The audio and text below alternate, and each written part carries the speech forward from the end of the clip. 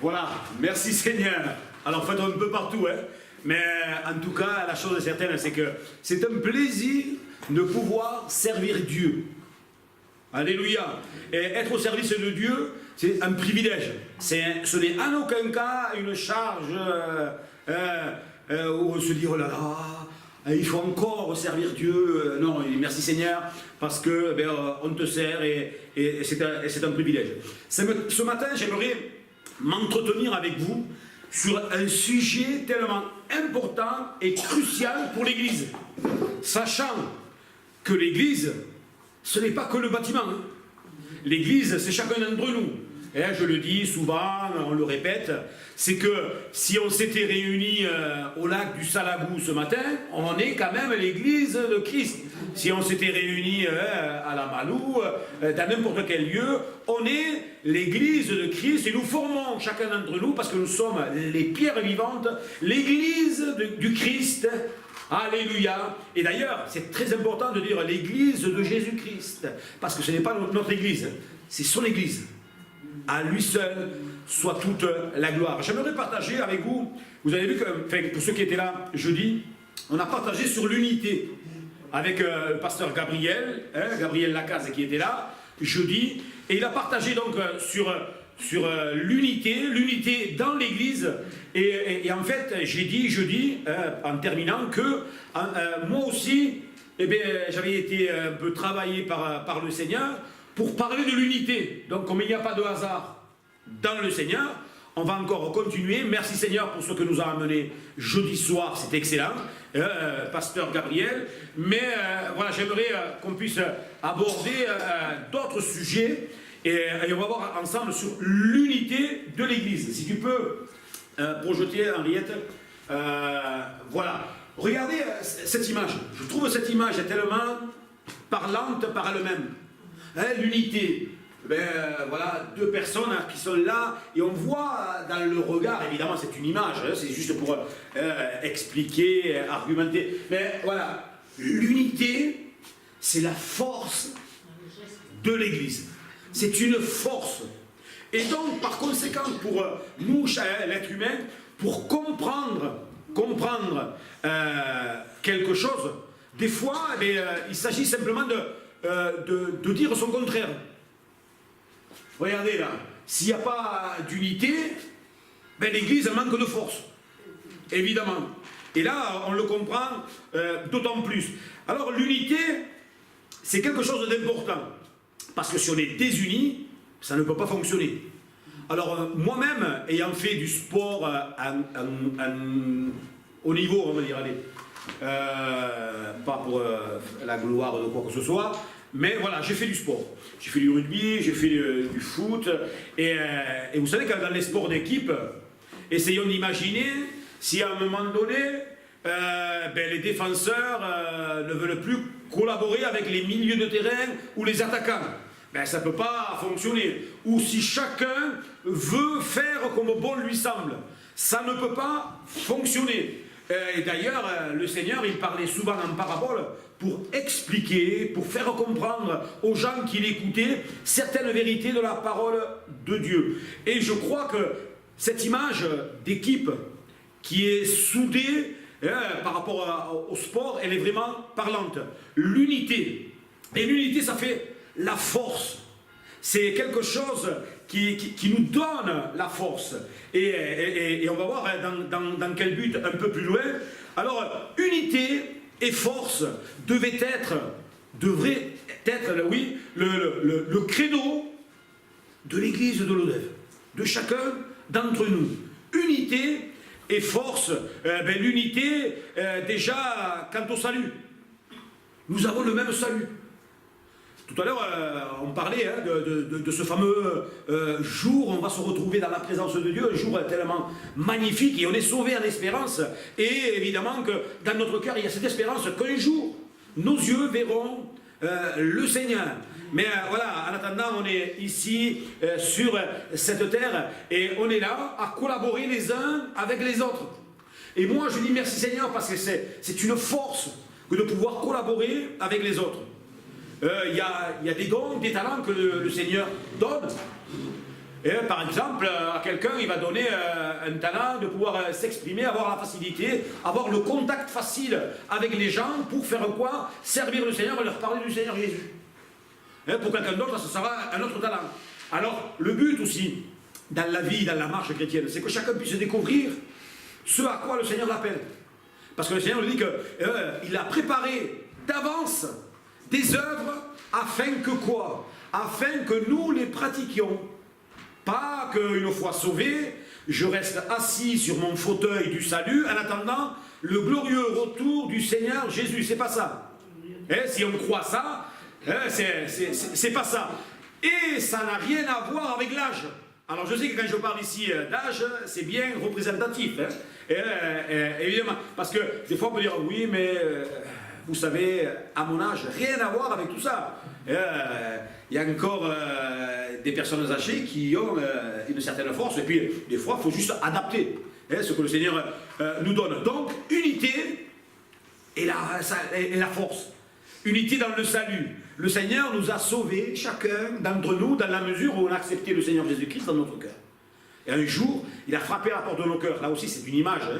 Il frappe à la porte de notre cœur, et nous réalisons que, en fait, par notre nature pécheresse, eh bien, on est perdu, complètement perdu, et qu'on a besoin d'un sauveur. Et Dieu nous dit, moi j'ai pourvu. J'ai pourvu en envoyant Jésus à la croix du Calvaire, parce que les exigences de Dieu, c'est que pour entrer dans sa présence, il faut être pur, il faut être saint. Et aucun d'entre nous n'est pur et n'est saint, personne. Et donc le Seigneur, il va pourvoir. Et donc ça nous donne cette unité. Et ensemble ce matin, nous formons le corps de Christ, et j'aime dire, nous formons le peuple de racheté. Et il nous a rachetés, et maintenant nous formons le peuple de Dieu. C'est tellement merveilleux. Moi je dis, Seigneur, merci, parce que c'est quelque chose de tellement merveilleux. Des hommes et des femmes de tous horizons, toute race, toute tribu, tout clan, mais Seigneur, il nous unit ensemble pour former son Église de toute instruction. C'est tellement merveilleux ce que le Seigneur fait. Donc ça, c'est une unité dans le salut, et c'est ce qui donne la force. Alléluia. Et vous savez que depuis le début, il y a plus de 2000 ans, eh bien, l'ennemi essaye de détruire l'Église. Depuis le début. Mais le Seigneur, quand il a fait cette promesse aux disciples, il a dit, mais les portes du séjour des morts ne prévaudront pas contre elles, parce que c'est une force irrésistible, c'est la force, c'est l'Église du Seigneur Jésus-Christ, et je ne pense pas, c'est même une certitude, que l'ennemi peut déstabiliser. À un moment donné, il peut essayer de secouer un peu le prunier, comme on dit, pour essayer de nous faire chuter, mais si on s'accroche au Seigneur, c'est une force irrésistible, et il ne pourra rien contre l'Église de Christ qui est unie. Ça produit une force. Alléluia. Alors regardez ce verset que j'aimerais partager avec vous, ce verset de Jean 17 qu'on a lu jeudi. C'est le même verset, la même portion qu'on a lu jeudi. Jean 17 jusqu'au verset 21, qui nous dit ceci: sanctifie-les par ta vérité, ta parole est la vérité. Comme tu m'as envoyé dans le monde, je les ai aussi envoyés dans le monde. Et je me sanctifie moi-même pour eux, afin que eux aussi soient sanctifiés par la vérité. Ce n'est pas pour eux seulement que je prie, mais encore pour ceux qui croiront en moi par leur parole. C'est nous ça. Afin que tous soient un. Comme toi, Père, tu es en moi et comme je suis en toi. Afin qu'eux aussi soient un en nous, pour que le monde croie que tu m'as envoyé. Alléluia. Alors ici, pour resituer un peu le contexte, on se trouve dans une période où Jésus, donc il l'avait déjà annoncé, il avait dit, voilà, les disciples et puis les gens qui suivaient le Seigneur Jésus étaient émerveillés, il faisait des miracles, il avait de la compassion pour les gens se sentaient aimés d'un amour tellement grand qu'ils n'avaient jamais connu, qu'ils suivaient le Seigneur Jésus, mais Jésus va dire à un moment donné, ça va s'arrêter. À un moment donné, il faut que j'aille à Jérusalem, là-bas, je n'y vais pas pour faire du tourisme, mais je vais aller à Jérusalem, et là, ce qu'on va faire, c'est qu'on va m'arrêter, on va me clouer sur une croix, mais je vais ressusciter. Alléluia. Il leur a toujours averti. Alors des fois, les disciples, ils sont un peu comme nous, lents à la détente. Peut-être pas vous, mais moi, des fois, je suis un peu lent à la détente. Mais il nous ressemble finalement tellement. Alors pour situer un peu le contexte, ici Jésus, il a annoncé qu'il allait partir et puis il va prier le Père. Avant que tous ces événements prennent place, il va prier le Père. Et c'est ce qu'on appelle dans Jean 17 la prière sacerdotale. Avec un sacerdoce sacerdotal. Voilà. Jésus, il prie pour ses disciples. Et là on voit le cœur du Seigneur Jésus pour les préserver. Les préserver parce qu'il sait, le Seigneur, plus que tout, d'ailleurs il va le dire, que s'il n'y a pas d'unité, ça ne peut pas marcher. Il va prier pour un but, Seigneur, le verset 21, afin que tous soient un. Alors humainement, on pourrait se gratter la tête ce matin et dire tous soient un. Mais en fait, c'est une unité dans la diversité. L'unité dans la diversité. On n'est pas uniforme. Hein. D'ailleurs, vous avez vu, hein, on est habillés différemment. Et chacun d'entre nous. Il n'y a pas un uniforme. Ce n'est pas non plus, comme on l'a entendu jeudi, une union. L'Union européenne, mais il n'y a pas d'unité. C'est vraiment cette unité profonde que le Seigneur, qui nous unit avec le Seigneur. Donc Jésus, il prie pour les disciples. Parce que son départ approche. Et moi, je crois, de tout mon cœur, ça m'est déjà arrivé, de pouvoir accompagner quelqu'un qui est en fin de vie. De pouvoir l'accompagner. Et je vous assure que quand on est en fin de vie, on ne va pas s'attarder sur des futilités. Et les paroles que dit la personne, ce sont des paroles tellement importantes et qui lui tiennent tellement à cœur. Jésus va quitter cette terre. Et les dernières paroles du Seigneur Jésus-Christ, elles sont importantes. Et d'ailleurs, ici, on voit que les dernières paroles, c'est quoi? C'est Seigneur, unis-les. Qu'ils soient unis. Parce que le Seigneur, il sait plus que tout que dans cette unité, il y a cette force irrésistible. Son départ approche. Jésus sait qu'il doit passer par le jardin de Gethsémane. Et le jardin de Gethsémane, c'est quand même quelque chose d'assez dur. Cette pression que le Seigneur avait donc sur ses épaules, parce qu'il prenait sur ses épaules le poids des péchés de toute l'humanité et par conséquent de mes péchés à moi. Alors moi je sais que pour ma part ils étaient nombreux et j'avais besoin que quelqu'un de grand pour pouvoir les porter et les supporter. Et le Seigneur, c'est ce qu'il fait pour chacun d'entre nous. Le départ approche, le jardin de Gethsémane. Ensuite il est allé à Golgotha. Golgotha, comme on l'a vu, vous vous rappelez quand je vous ai apporté cet enseignement sur la croix de Jésus, ce n'est pas une partie de plaisir. Hein. Nous souvent, je l'avais dit, alors que personne ne se sente visé, mais on met des croix autour du cou. Mais la croix du Seigneur Jésus-Christ, ce n'est pas une partie de plaisir. La croix du Seigneur Jésus-Christ, ça lui a coûté. Hein, parce qu'il était pleinement Dieu, évidemment. Mais il était aussi pleinement homme, il a souffert comme nous. Si on nous avait crucifiés, c'est les mêmes souffrances. Et donc, il est passé par Golgotha. Et d'ailleurs, dans cette mort de Jésus, il va y avoir un centenier qui, alors que lui, il avait l'habitude, c'est un homme d'élite, un homme dur, qui avait vu pas mal de crucifixions. Il va dire, assurément, cet homme est le Fils de Dieu. En fait, c'est comme s'il disait à tous, eh bien, tout ce que Jésus vous a dit, vous a annoncé pendant toute sa vie, c'est vrai, dans sa façon de mourir, je considère et j'atteste que cet homme est le Fils de Dieu. Et je crois de tout mon cœur que quand on fait cette déclaration, ça ne laisse pas insensible. Hein. Évidemment, hein, ça bouleverse toute chose. Donc, Golgotha, mais merci Seigneur, parce que la mort n'a pu retenir le Seigneur Jésus-Christ. Il est ressuscité. Alléluia. Et non seulement il est ressuscité, et là c'est le plus grand de tous les miracles, hein, non seulement il est ressuscité, mais il est au milieu de nous ce matin, parce qu'il a dit, là où 2 ou 3 sont assemblés, ça nous parle d'union, hein, ils sont rassemblés ensemble, je suis au milieu d'eux. Et moi je crois de tout mon cœur, parce qu'on marche par la foi, que Jésus est au milieu de nous. Amen. Alors les dernières paroles d'une personne qui va partir, parce que le Seigneur Jésus-Christ sait qu'il va partir, elles sont importantes. Et donc ces paroles sont importantes. Et au verset 18, il est dit, comme tu m'as envoyé dans le monde, je les envoie aussi dans le monde. On voit ici, on va dire, l'action missionnaire du Seigneur Jésus-Christ. Jésus est venu en mission sur cette terre pour nous accorder la paix. Hier soir, je lisais sur la paix du Seigneur. La paix qui dépasse toute intelligence.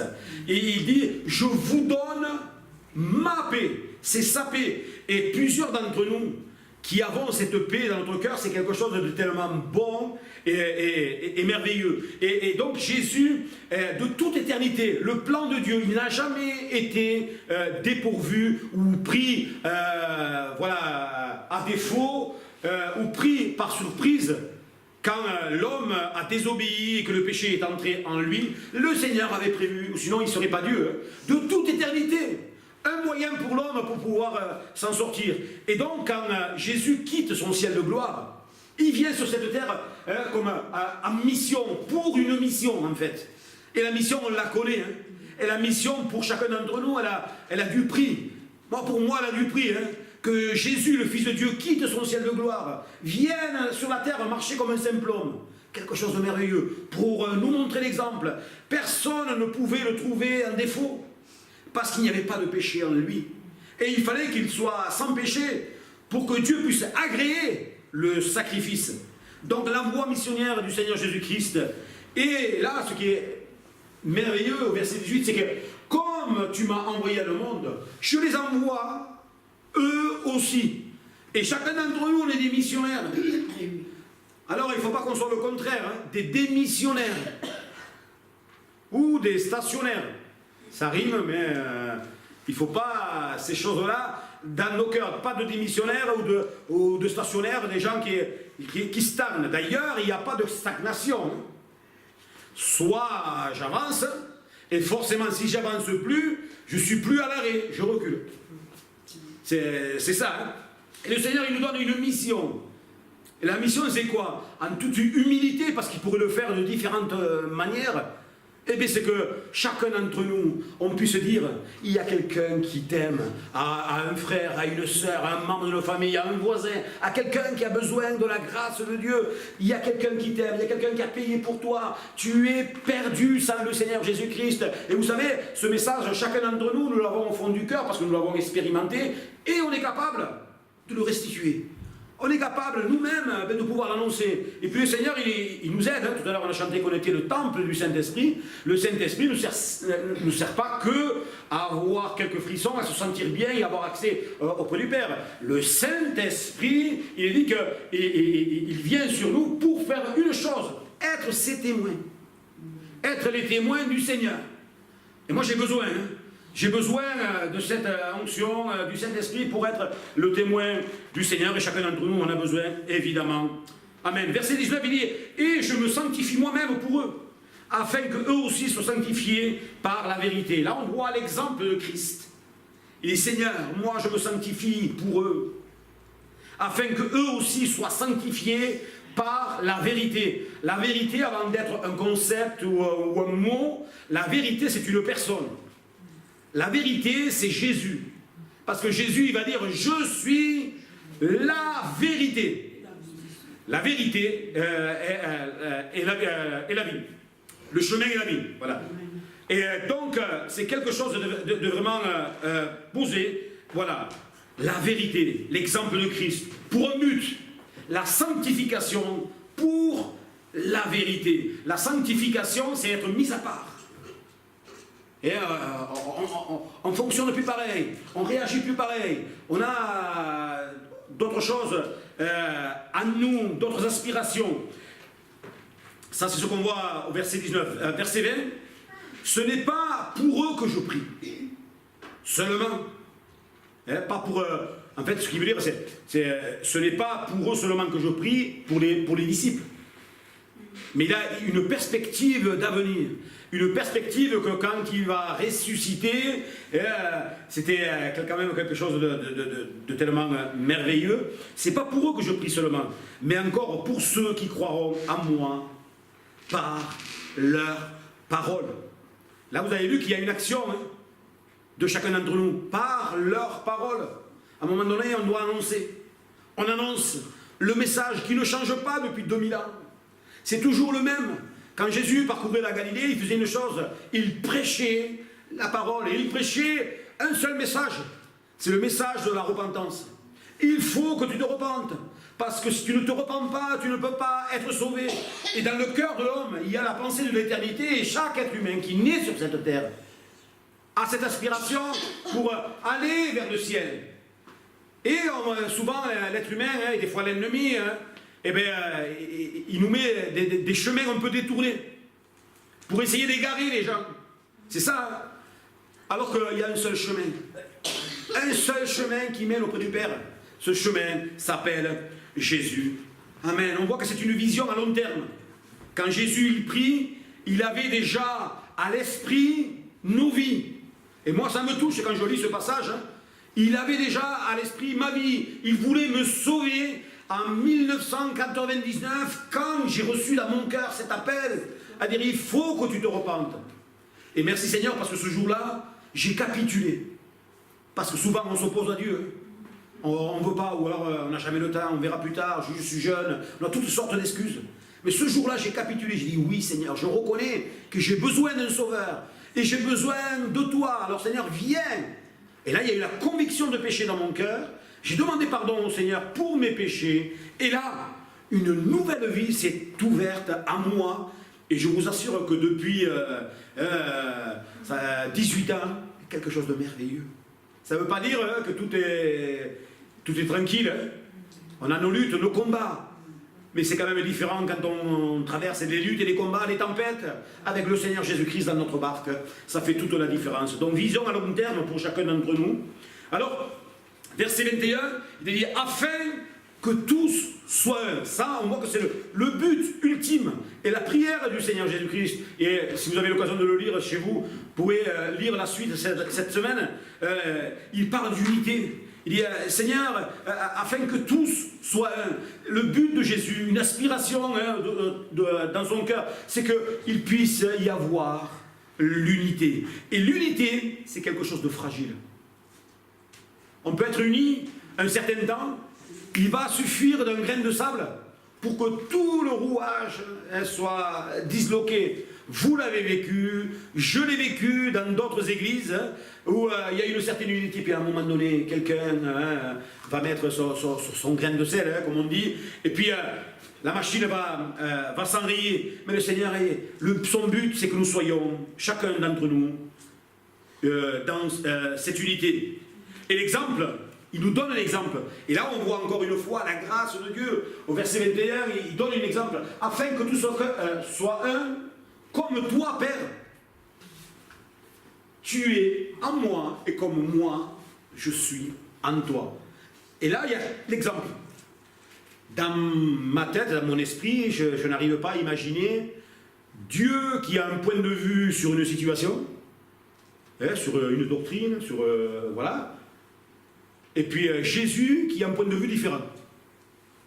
Et on n'arrive pas à l'imaginer. Et là, on le voit. Afin que tout soit un, comme toi, Père, tu es en moi et comme je suis en toi. Alors il dit, Seigneur, que cette unité, la même, alors ce n'est pas une unité au rabais. Cette unité qui est en moi et en toi, c'est ce que dit le verset, soit en eux. C'est la même, c'est la norme. C'est cette unité-là que le Seigneur veut voir dans nos cœurs, afin que pour un but, le but il est là, pour que le monde croie que tu m'as envoyé. Tout simplement, voilà le message. Et quand il y a l'unité, le monde voit que Jésus a été envoyé. Et nous faisons la fonction d'ambassadeur pour le royaume des cieux. Amen. L'unité favorise la bénédiction. Vous le savez. L'unité favorise la bénédiction. Chacun d'entre nous, si je posais la question, qui veut être béni? Moi, c'est les deux mains, hein, les deux pieds et le corps tout entier. Tout le monde veut être béni. Mais dans l'unité, ça favorise la bénédiction. Alors comment? Et là, on retrouve avec trois versets, cette unité, cette force et la bénédiction que le Seigneur nous donne. Est-ce que vous savez que le Seigneur donne la bénédiction à un endroit? Si par exemple, je vous disais, cet après-midi, à 14h28, hein, sur la place, je ne sais plus comment ça s'appelle, la place de la mairie, à 14h28, vous allez recevoir une bénédiction de Dieu. Hein, je pense que déjà, à partir de 14h, 14h01, on va commencer à se préparer, on sera même en avance, parce qu'on veut tous la bénédiction. Et bien dans la parole de Dieu, au travers du passage qu'on va lire, il y a un endroit où Dieu envoie la bénédiction. Regardez, Psaume 133, Cantique des degrés de David. Voici, oh, qu'il est agréable, qu'il est doux pour des frères, de demeurer ensemble, unité. Alors il dit, il prend un exemple, c'est comment? C'est comme l'huile précieuse qui, répandue sur la tête, descend sur la barbe d'Aaron, qui descend sur les bords de ses vêtements. Pour le bord, on peut dire le col, sur le col de son vêtement. Et c'est comme la rosée de l'Hermon, qui descend sur les montagnes de Sion. Car, c'est où? C'est là que l'Éternel envoie la bénédiction. Et là, on découvre qu'il y a un endroit où le Seigneur envoie la bénédiction, c'est où? C'est quand le peuple est uni. Alléluia. Alors on voit ici encore l'huile précieuse. L'huile, ça représente le Saint-Esprit. Et le Saint-Esprit, ce n'est pas quelques gouttes. C'est l'onction qui recouvre toute la tête, au point de déborder. C'est ça l'image. Ça déborde. Et ça déborde où? Et elle est répandue sur sa tête, répandue. Elle descend sur la barbe d'Aaron qui descend sur les bords de tous ses vêtements, la plénitude du Saint-Esprit. Et c'est ce que le Seigneur attend de chacun d'entre nous. Alléluia. Merci Seigneur pour la bénédiction. Il faut savoir que le cantique des degrés, c'était des cantiques qui étaient chantés par le peuple quand il montait au temple pour un pèlerinage, pour glorifier le Seigneur. C'est un temps de louange particulier. Quand vous voyez dans certaines Bibles, cantique des degrés, c'est les cantiques aussi des montées. Parce que à chaque psaume, il y avait une montée, voilà, à faire. Et ces fameux psaumes des degrés se trouvent donc, le psaume 120 au psaume 134. Psaume 120 au psaume 134, il y a dans ces psaumes de montée. Il y a les psaumes que l'on connaît très très bien. Hein. Par exemple, le 121. Je lève les yeux vers les montagnes. D'où me viendra le secours? Le secours me vient de l'Éternel qui a fait les cieux et la terre. Alléluia, on les connaît, hein, ces psaumes. Les psaumes de montée. Et il est dit, oh, qu'il est agréable. La bénédiction, c'est agréable. La bénédiction de Dieu, c'est agréable. Alors moi, je regardais, je dis agréable. Dans le texte original, qu'est-ce que ça veut dire? Et j'ai trouvé que, en fait, c'est agréable à tous les sens. On a 5 sens, hein. Le toucher, l'odorat, le goût, voilà. À tous les sens, c'est agréable. L'unité est agréable à tous les sens. Au goûter, au toucher, la vue, ce que je vois. Je le disais ce matin, quand on est réunis, moi j'ai une vision ici, panoramique, qui est tellement belle. Le peuple de Dieu assemblé, ensemble, la vue. Donc c'est agréable au sens. C'est excellent. C'est agréable, c'est excellent. Alors l'excellence, on sait que dans certains endroits, certains hôtels, certains restaurants, on exige l'excellence avec plusieurs étoiles. Et l'excellence, voilà, c'est quelque chose de raffiné, quelque chose qui quand même, c'est bon l'excellence. C'est ce mot qui est employé ici. C'est bon, c'est excellent pour que les frères ils soient ensemble. C'est le meilleur. La meilleure des choses qu'il puisse y avoir, si on pouvait mettre un comparatif. la meilleure des choses, c'est agréable, l'unité. Et donc il y a ce constat. Le constat, c'est que cette affirmation, elle est forte. Il est agréable, il est bon, il est doux, il est plaisant pour des frères d'être ensemble réunis. Être ensemble embriqués. Être ensemble comme des pièces de puzzle. Et ça, c'est la meilleure des images pour l'église. Les puzzles, vous ne pouvez pas mettre les puzzles n'importe où. Chaque puzzle va à sa place et chaque puzzle s'emboîte avec un autre, et chaque pièce de puzzle s'emboîte avec une autre pièce. Et ça, c'est une belle image de l'église de Christ. L'huile parfumée, il verse une huile sur la tête du grand prêtre. Donc, dans les Lévitiques, on voit que cette huile d'onction, elle descendait sur sa barbe et ensuite sur le col, sur ses vêtements. Et l'huile, ça signifie aussi la joie. L'huile de joie.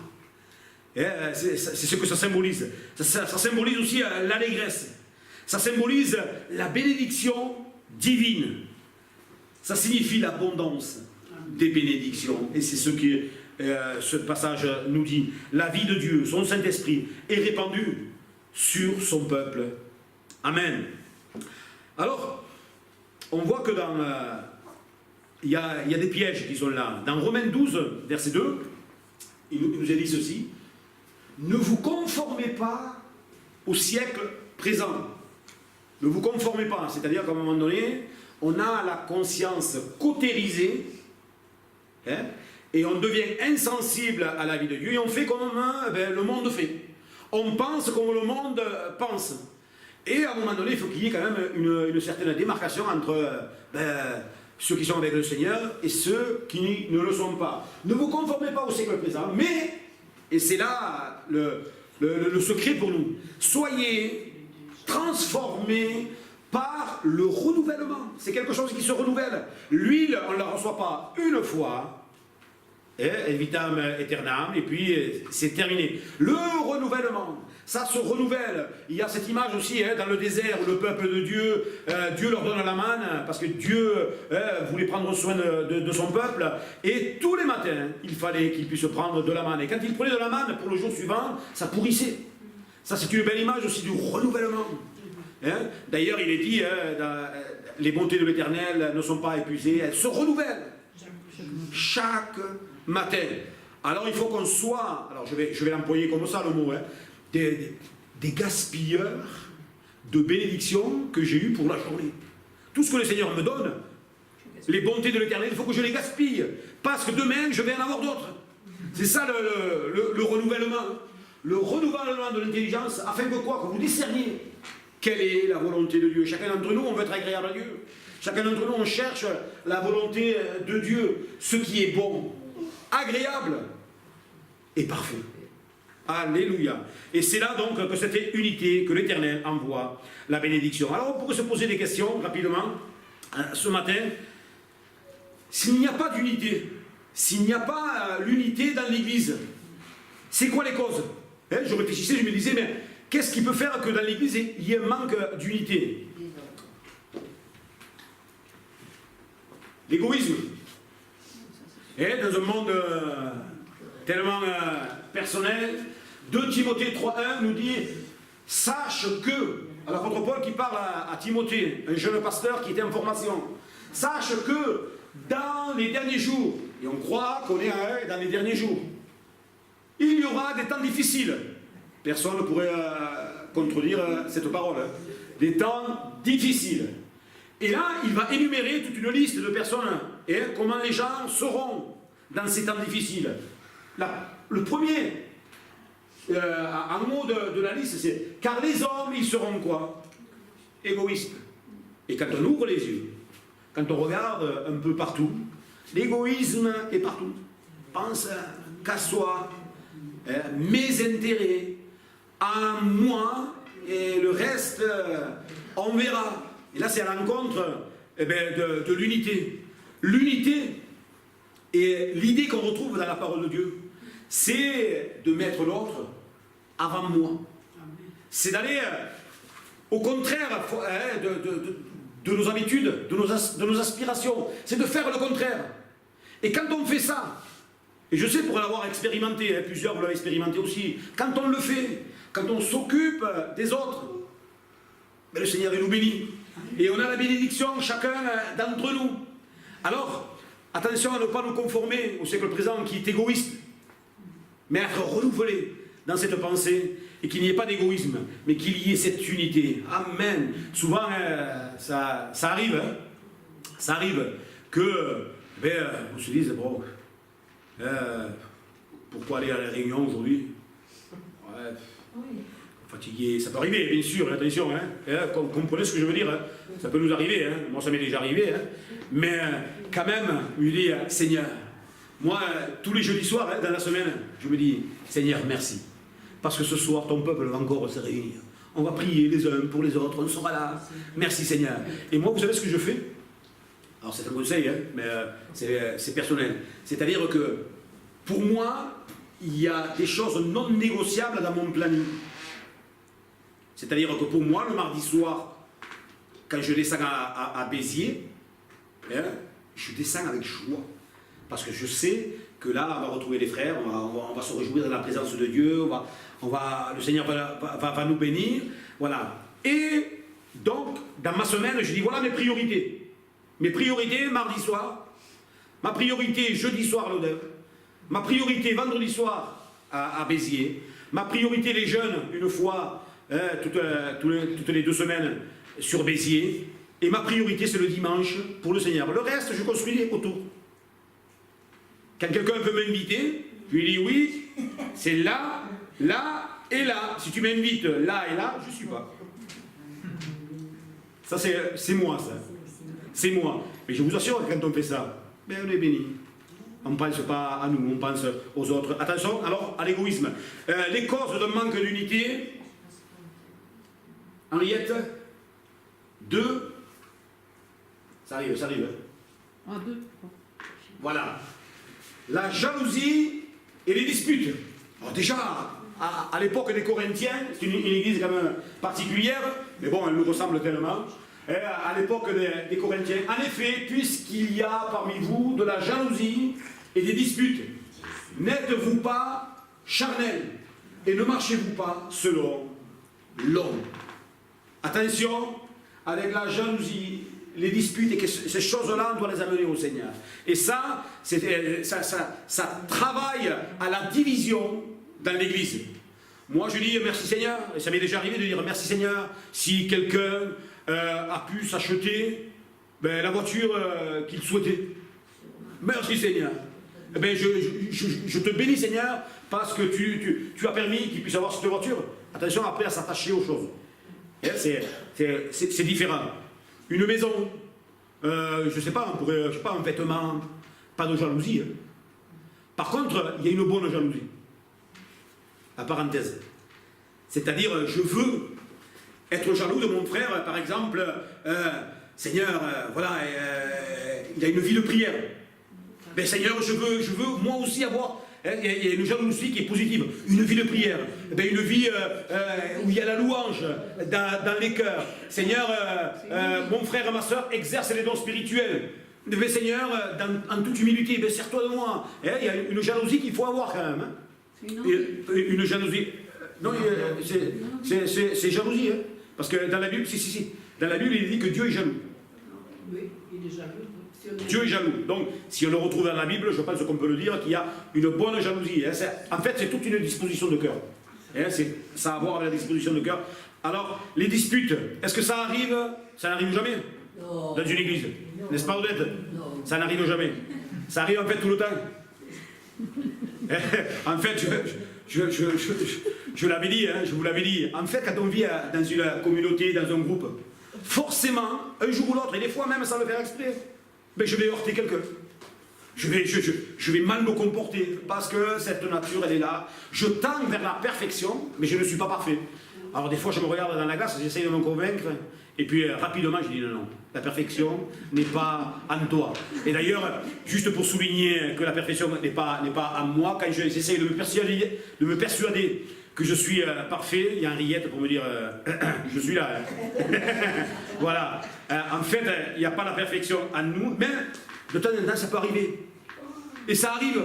Et même le Seigneur il dit, en fait, si un jour vous avez des disputes, qu'est-ce qu'il faut faire? Il ne faut pas que le soleil se couche sur la dispute. Ça n'a rien à voir avec la journée. Parce que souvent on a entendu, oh là là, je me suis disputé le matin, il faut que je règle l'histoire avant le soir. C'est pas ça. C'est-à-dire, il ne faut pas s'asseoir et laisser le temps mettre un plombage dans le cœur, parce que des fois c'est arrivé, des fois une petite dispute de rien du tout. On ne la règle pas selon le Seigneur, ça amplifie jusqu'au point qu'il puisse à un moment donné y avoir de division. C'est comme ça souvent que ça vient. Alors le Seigneur lui dit, qu'est-ce qu'il faut faire? À ce moment-là, il faut verbaliser.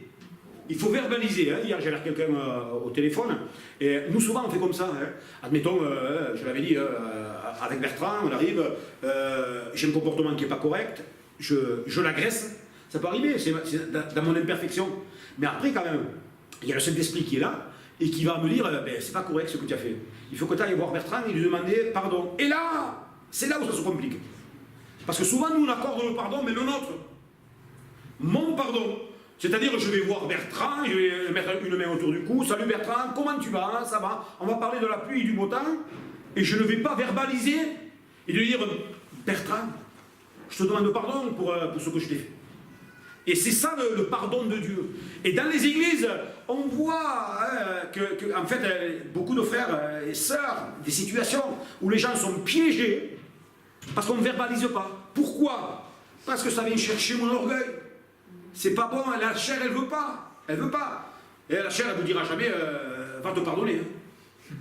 Non, c'est lui, tu as vu comment il m'a regardé, on trouvera toujours des excuses. Mais le Seigneur il nous dit que des fois, quand on s'approche de lui, qu'on veut offrir même une offrande, il dit, mais si là tu te souviens que tu as quelque chose, règle-le.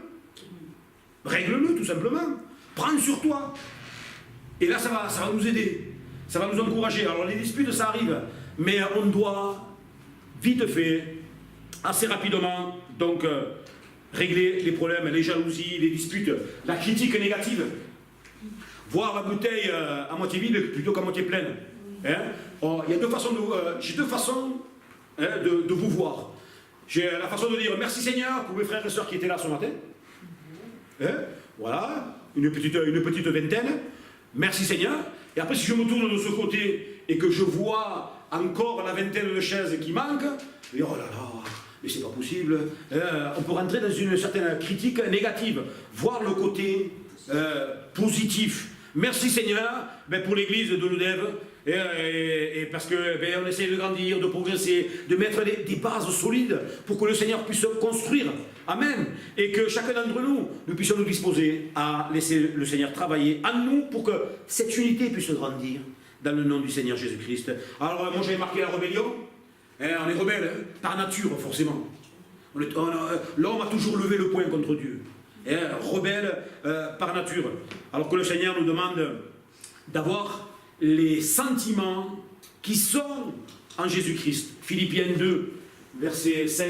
Ayez en vous les sentiments qui étaient en Jésus-Christ, lequel, existant en forme de Dieu, n'a point regardé comme une proie arrachée d'être égal avec Dieu, mais s'est dépouillé lui-même en prenant une forme de serviteur, en devenant semblable aux hommes et ayant paru comme un simple homme.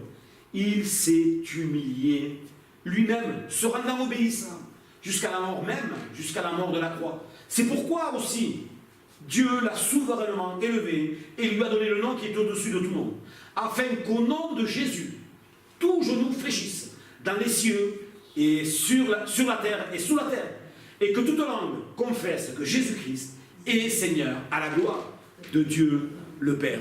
Le Fils de Dieu lui-même s'est abaissé. Et nous, par notre orgueil, souvent, le peuple a la nuque raide. On ne veut pas, je ne sais pas si ça se dit, mais dérédir la nuque. On marche la nuque raide. Mais se dépouiller, se rendre obéissant. Et là, il nous est fortement conseillé, ayez en vous les sentiments qui étaient en Jésus-Christ, sentiments d'amour, sentiment de compassion, sentiment d'unité. Que le Seigneur nous aide, qu'il n'y ait pas la rébellion dans nos cœurs, mais une soumission au Seigneur. Que faire pour garder l'unité? Regardez, que faire pour garder l'unité? Vas-y, Ariette. Être rempli de l'amour de Christ. Et quand on parle de l'amour, 1 Corinthiens 13, vous le connaissez par cœur, il y en a même chez eux, ils l'ont affiché dans leur mur, dans leur chambre, souligné dans la Bible. La charité, c'est une forme d'amour qui se donne.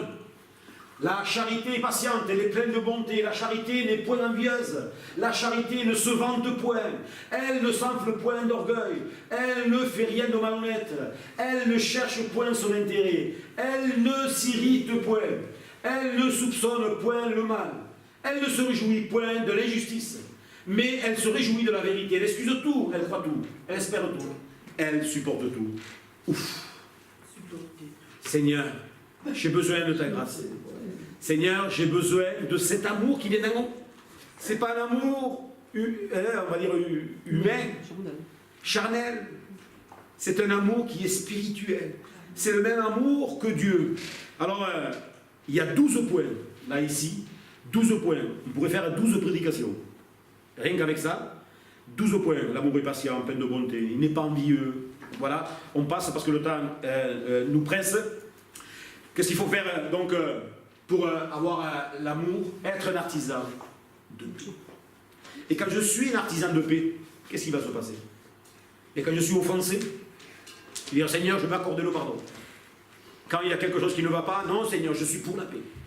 Je veux la paix avec les uns et les autres, pas de discorde, pas de dispute. Être un artisan de paix, Colossiens 3,15. Et que la paix de Christ, à laquelle vous avez été, moi j'aurais envie d'en rajouter tous, appelés pour former un seul corps, règne dans vos cœurs. Et soyez reconnaissants. Matthieu 5, tout le monde veut être heureux. Heureux ceux qui procurent la paix, car ils seront appelés fils de Dieu. Et le dernier verset, que faire donc pour garder l'unité? Faire l'effort. Nous souvent on est là, on se laisse aller dans la barque tranquillement, qui vogue dans les eaux tranquilles et paisibles, et on est là sans faire d'effort. Mais l'effort, on n'aime pas trop ça. Éphésiens 4,3 nous dit vous efforçant de faire quoi? De conserver. Et on conserve quelque chose qui est précieux. L'unité, c'est quelque chose de précieux. Vous efforçant de conserver l'unité de l'esprit par les liens. Les liens, quelque chose qui nous attache. Ensemble, les liens de la paix, on doit les conserver. Alléluia. Conserver, nous efforcer, c'est se hâter. C'est pas quelque chose de dire on verra plus tard, avec le temps. C'est se hâter, s'efforcer. De conserver. Conserver, c'est s'occuper soigneusement. Je dois m'occuper soigneusement de l'unité. Les liens, c'est ce qui nous relie ensemble. C'est, pour donner une image, une bande. La bande qui est sur la jambe. Être liés ensemble. Alors dans ce cadre d'unité, en terminant, le Seigneur doit nous aider dans cette église. À ce que l'unité puisse grandir. Parce que, comme on l'a vu, s'il n'y a pas d'unité, il n'y a pas de bénédiction, il n'y a pas la force. Et eh bien, on va faire, vous savez ce qu'on va faire? On va faire ce qui est fait depuis des années. Vous savez qu'on va être entre nous, quelques-uns, on va vivre des bons moments, mais on ne pourra pas décoller. Et pour avoir discuté avec plusieurs d'entre vous, pour avoir partagé ensemble, vous avez tous à cœur cette ville de Lodève, les villages aux alentours. Mais pour cela, à un moment donné, il faut qu'il y ait un changement dans nos cœurs. Et il y aura un changement fusil d'épaule. Seigneur, je veux m'offrir complètement pour cette unité. Je veux m'efforcer de conserver ce qui est précieux à tes yeux. C'est l'unité. Que le Seigneur nous aide à grandir et à progresser. Merci Seigneur. Amen. Nous te bénissons Seigneur encore. Merci pour ta parole. Ta parole Seigneur c'est la vérité. Ta parole Seigneur ce matin nous encourage à rester dans cette unité. On a besoin d'unité Seigneur. On a besoin vraiment de cette unité qui va nous donner cette force nécessaire. Seigneur, aide-nous dans ta grâce, dans ton amour. Merci pour ton Église. Fais-nous grandir Seigneur mon Dieu et que nous puissions conserver les liens de la paix. Alléluia. Seigneur, je veux être un artisan de paix, quelqu'un qui procure la paix, l'unité, Seigneur mon Dieu. Aide-nous pour cela, Seigneur mon Dieu, à laisser l'orgueil, l'égoïsme, ces choses qui veulent nous accaparer et mettre la division au milieu de nous, Seigneur mon Dieu. Merci, Seigneur, pour toutes choses. À ton nom seul, on veut donner toute la gloire. Merci, Jésus. Amen. Amen. Alléluia. Ah, je vais juste éteindre. Alors, il y en a qui vont manger du chou-fleur et de la daube, j'ai entendu. Voilà, j'ai entendu. Il y en a qui vont manger du chou-fleur et de la daube. Ah, merci Seigneur, que le Seigneur bénisse Edith pour le chou-fleur et la daube. Bon appétit. Voilà, juste vous rappeler, pour ceux qui n'étaient pas là jeudi, Gabriel l'a bien expliqué. C'est dans les deux sens. C'est-à-dire dans un cadre d'unité, ensemble, pour apprendre à se connaître. Le dernier dimanche du mois, il n'y aura pas de culte ici, on se retrouvera sur Béziers, on verra comment on fait pour se retrouver là-bas, ceux qui n'ont pas les véhicules. Donc c'est le dernier dimanche, c'est dimanche prochain, 24. Donc, il a dit que c'était dans les deux sens, ceux qui étaient là, il a très bien expliqué, en disant que, en fait, même Béziers, à un moment donné, il va y avoir certains frères et sœurs dans le courant de l'année, ils vont venir partager le culte avec nous. Ils vont venir avec 2, 3 voitures pour partager, parce qu'il nous disait, c'est vrai que des fois,